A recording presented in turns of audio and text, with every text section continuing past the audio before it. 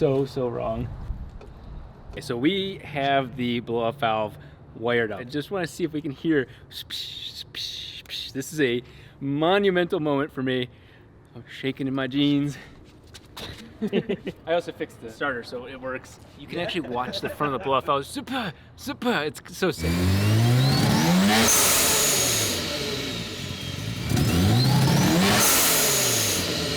That's getting so rich. I haven't tuned that part of the map yet for the, but I already can hear it getting ready. But all that stumbling, that's what I'm gonna be working on today. Doing a lot of work at night after looking at the map and logs, and then I keep messing something else up. But it's like I keep going further and then a little bit further and a little bit, so it's worth it. I'm really happy with how I'm getting the idling much better. It's not perfected yet, but I'm really getting control of the idle.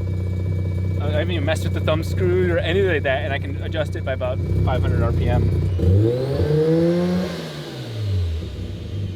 Man, that's like no pedal whatsoever. But I've got to get some more tuning in before I start messing with all that. I have to get to do those consistent pulls first, because going from here to there, I need to have been there already, and I haven't been there yet.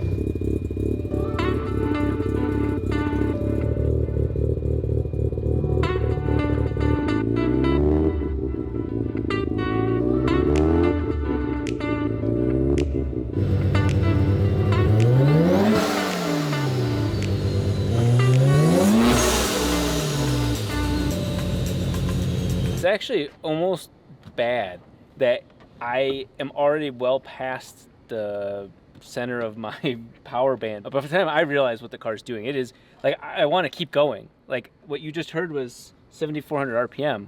Thankfully it's ported a little bit, so we're up to 8,700 RPM peak, but I was there instantly. I think that light and flywheel is a little too overkill for what's going on right now with this car.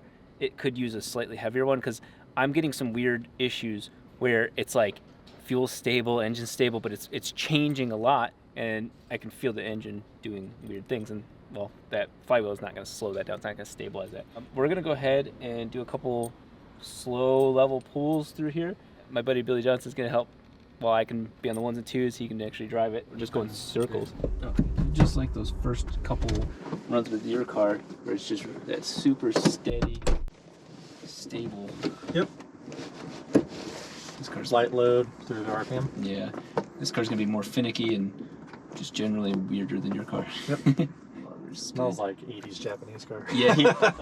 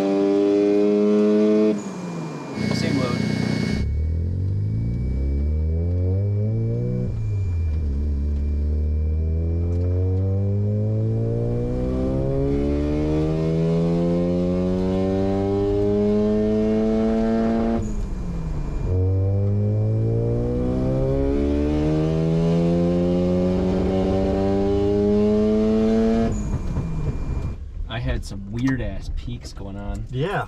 So the area that you kept going to, which was great, is this area in here. So I got to do some more work all in this area, so you can see all the weirdness. I was throwing fuel in. Yep. And then I'm gonna try to smooth it, bridge this gap, but this is actually already very rich here. So it's very weird that down here is very lean.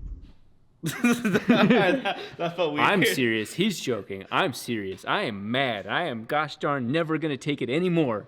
He's actually really. He's I am really upset. pissed. This is. So He's gonna call somebody's manager. Honestly. we just like most people spend good money and more importantly time on quality products like this, and we get dicked by PTFE lines, not the PTFE line itself, but these. And these are nicer than some of the ones that you can get. These are actually $8 a piece. Yeah. And watch this. Watch this. I'm gonna have Rob blow for me. Gotta relax his throat.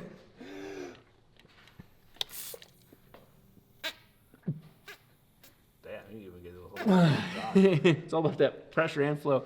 Oh, that's hilarious. This spinning. Wow. Boop, boop. That is stupid because what I had happen is I wasted Billy's time, I wasted my own time, and gunning it, the car opens the wastegates at half a pound and even more so before that. And then all of a sudden you see this of the wastegate pressure or of boost pressure. This is just unacceptable. So we need these lines to be airtight because A, that is coming from the turbo. That is a boost leak, essentially. I have boost all over the place. I can't tune for that because air's variable now.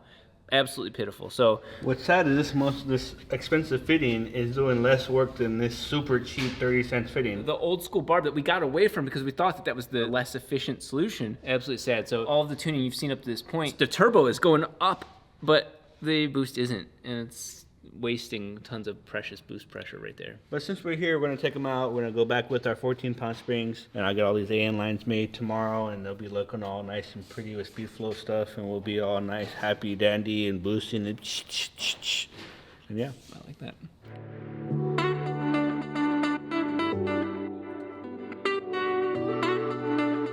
This turbo, this whole setup is insane. This is literally like more than half the full rotor. This is a really nasty setup. Maybe not peak horsepower, but the response is something I've never seen before. So we've had to put stronger wastegate springs because we're purposely building higher back pressure, partially because of that intercooler, no joke, but mostly because this thing is just ready to party. Harder wastegate springs, fixing all the leaks in the wastegate boost area. Let me just do free revs. I just for Joel off camera went and did 7,400 RPM. And it was beautiful, but this thing revs out to 8,500, 8,700. So let's hear that together for the first time.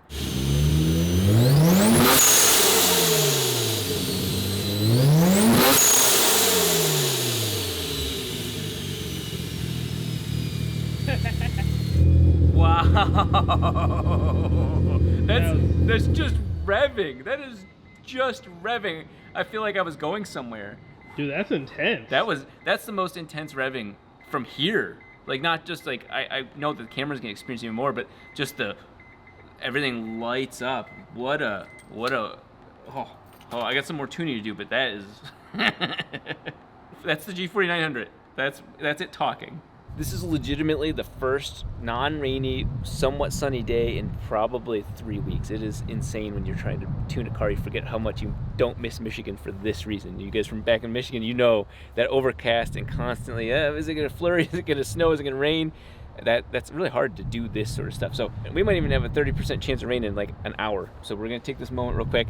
I just gave it 3% boost off camera while Joel was coming in, and the car's going super lean already after it was already going rich, but because of all the boost leaks fixed, it is asking for so much fuel. So I'm gonna go ahead and take it for another little spin and see what adding that much fuel already did to it, and then come back to the pits and add more fuel.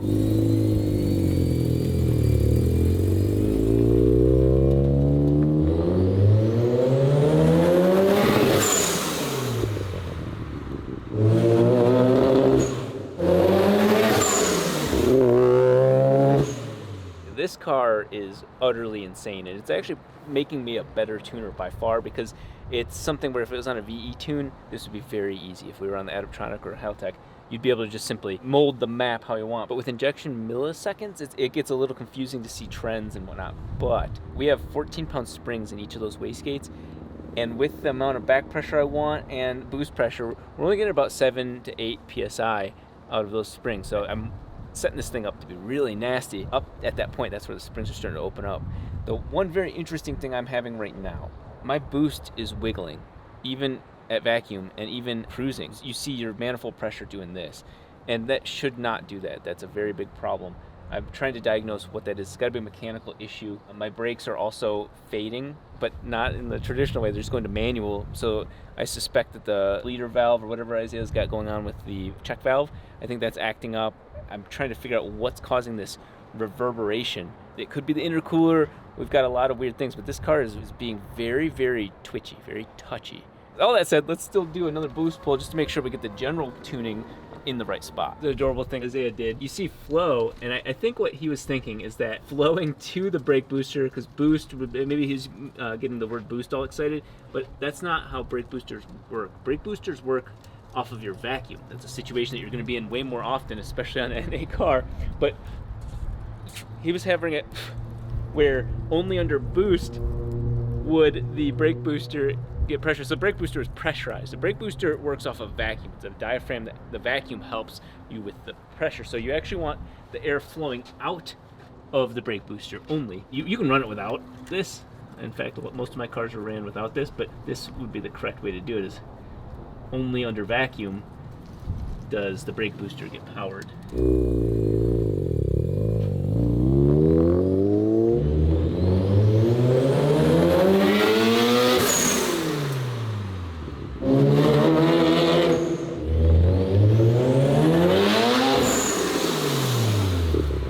But that brake booster thing fixed the issue big time. That car is instantly wicked. I got tons of tuning now that I finally be able to hit it, but oh man, that is sick.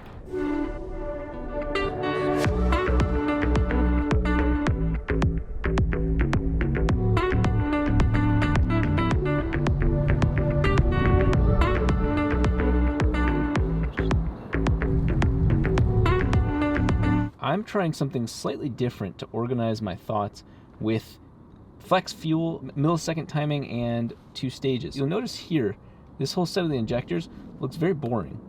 It's actually this weird looking curve here, downward, a little slope. Well, that's actually completely on purpose. I'm locking them at the maximum the injectors can do on pump gas. We're gonna switch over to duty cycle, and so they go up to 70, basically 75% duty cycle.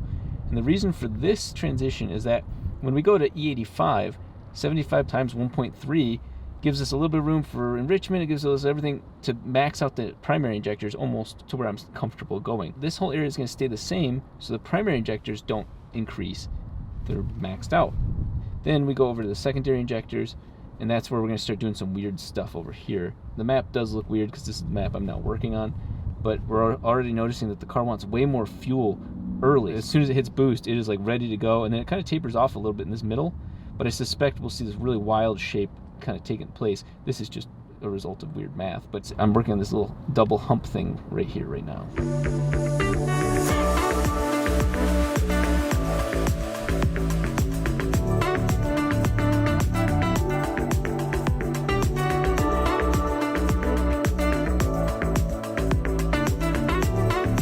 I'm going to finally do a full pedal pull, so I suspect that we'll break the tires loose. I suspect that I hopefully see the limits of the car, but really studied where this turbo wants to reside. Surprisingly, for these single pulls, the intercooler may be restrictive, but it's actually not heat soaking enough to be a concern. The air temperature is actually still relatively close to ambient for a single pull. That will change as soon as we start racing or do drag racing or anything like that with this car. It's gonna get really hot, but for right now, with outside temperatures being about 60, 65, the intercooler is not doing as bad as I thought.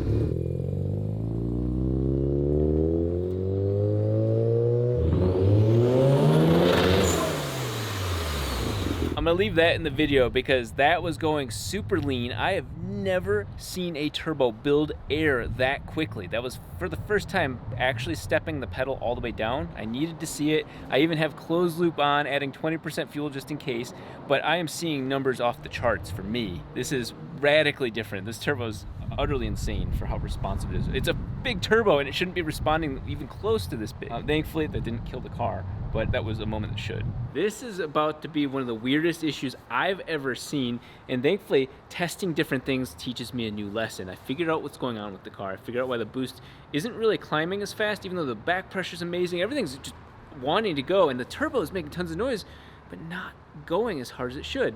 And on top of all that, most importantly, is that my boost is just doing some weird things.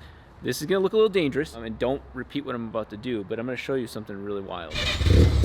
I haven't had the chance to listen to the engine bay while in the engine bay. I've always been in the car listening to this, and this noise already threw me off. What I'm feeling right now, when I put my hand over this, now obviously you put your fingers in there, you're gonna have a really bad time. But when I put my hand over this, I can feel this outer ring kicking tons of air out. I'll show you this way. Watch the mist.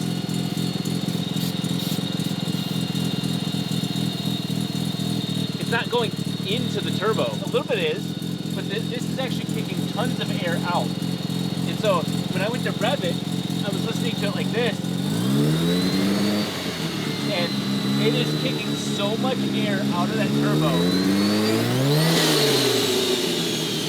You hear all that? That's air coming out of the turbo. Our traditional compressor surge used to be that whoop, whoop, whoop, whoop, whoop, whoop. We're used to, like, it was really wastegates and all that sort of shit. This doesn't sound like that at all, but it's doing it like 10 times worse. If we rev it high enough, this will blow off. But that is all, right now, air just coming out of the turbo. I can feel air blowing on my hands from here. And it's wild because I can feel it in a ring. So we are literally making a turbo do tons of work, and it's not being rewarded. It's not, all the air is just coming right back out. So that explains, even on boost, as the boost is climbing, that turbo is still sending tons of air back out of itself. That means a couple things to me. One is that the turbo is insane. We're at a fraction of its ability. And two, the intercooler is clearly too small. That's causing some serious problems. Of course, at the end of the day, the engine will only take as much as the throttle body will allow, but we have a massive restriction between here and there, and it is bad. It is really bad. Just like Mythbusters, a theory is only as good as the tests that confirm or don't validate it. So we are taking this off. Okay, so I just popped both sides of this off. And so my theory is that this is the restriction. This pipe right here. The intercooler itself, also restriction, but I don't think that that's so much a problem. So we're gonna actually fire up the car. It's gonna sound a little rough because it's not meant for this air volume, but I wanna feel right here and see if the turbo is doing what it was before, which absolutely shouldn't. And just to confirm, without anything, do we feel the same thing on the turbo? Wow. It is just spraying tons of air out. Just, you hear that, right? Nothing up here. So that confirms what I thought. If I plug this, it sounds exactly as the other one does. Right? Now, when we rev the car, it's not building boost, that's not got boost. That's a lot of air at probably 1800 RPM. We're gonna take some inspiration from like a drift Matsuri, like over in Japan or even here, when stuff gets crazy and you bust your front on intercooler, you have to improvise. Well, I've been saving this. This is coming out for a special occasion. eBay kit coming through. I didn't realize this would come in handy.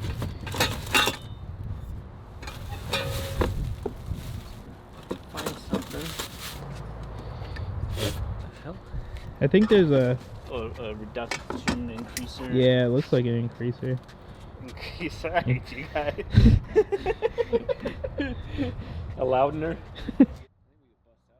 Entertainingly enough, I was just off camera just doing the live stream for Patreon, but we're back and determined to get this working. It's kind of a waste of time, but that's my favorite. Oh, rotors are a waste of time. That's my favorite thing to do.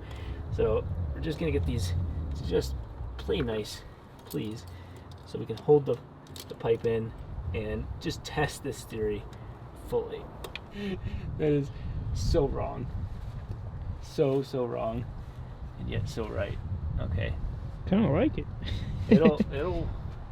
There's a weird underneath here. There are very, very weird things going on. But we will put some gentle hose clamps on there, and at least get it to boost, maybe to 2 psi. Just watch the boost pressure, just to see if it doesn't do all the fluctuations.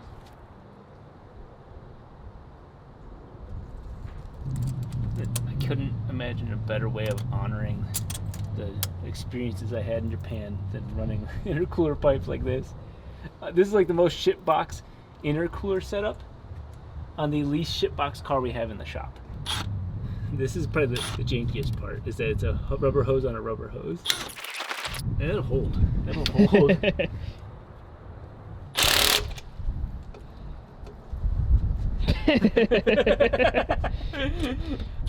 I love it so much. It somehow seems like it was meant to be. They took a pipe from the 3-rotor, all the rest of the pipes from their intercooler kit. We're in business. Let's see where the hood is going to lie. That is right onto the vent of the hood. Inside, that's perfect. So it's not even a rub or wear on the hood. This is a throwback to all the sketchiness that I have done. And I miss doing bad stuff like this. I'll never be too safe or careful with hoods nowadays. The nicest car. Why do I have to do this to the nicest car? Okay, so we're gonna fire it up. I want to hear if we can hear the turbo making different sounds. We'll take the camera over to the front, see if we just hear the same whoosh or not. And then let it warm up, get up to about 140 degrees, which can take a minute here. Not full boost pulls, but I have the closed loop fuel turning on just to see what happens.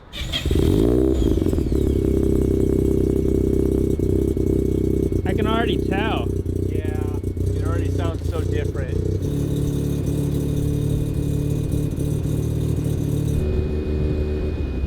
It's not fluctuating so much.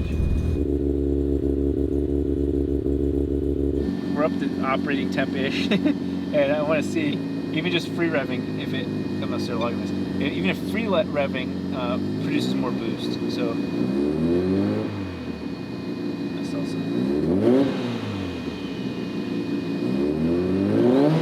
Yeah, I see it going lead. Okay, I'm gonna give it.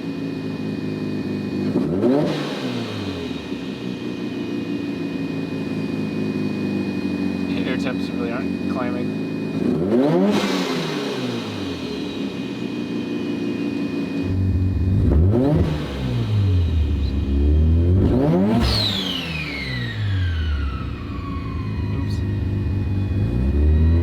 Oops, I blew our intercooler pop. Yeah, so we popped off the hose-to-hose intercooler setup, which of course was going to be the weakest link. It got the just shy of 0 psi and it popped off. That was not going to hold, but we saw what we need to see. It proved our theory. This car wants to build so much more boost. The engine can handle it. The throttle body even can handle it. And that whole intercooler setup was just preventing all of that from happening. So the turbo is much happier. It's not shaking as much. It's not doing weird shit. So we definitely have to upgrade the intercooler setup on this.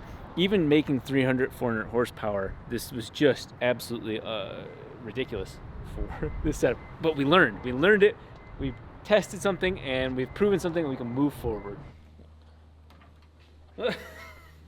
Wow. We actually popped this one off, not the hose-to-hose connector. So for all of us, we're just doing a compression test. The first time we've done a compression test on this car. Again, all used parts except for the apex seals. If these results are bad, you're not gonna see the rest of this video.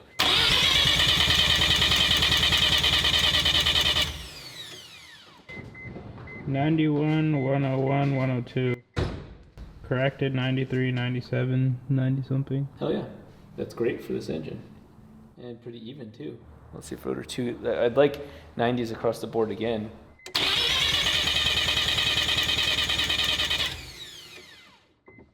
108, 84, 107. Corrected. Yeah, I'll take it. It's like the slightest bit off balance, but it's all still great. That one side's slightly lower, but still 85 is great. This engine hasn't even broken in. Like, we've idled it for a little bit, but it's still got, everything's got a seat. We don't have any engine problems. That verifies the most important thing to me is that there's no engine problems. This engine is running fine, and really starts making me think of how efficient this turbo is. We're gonna have to take this car up another little quick step before we can really take it to the track.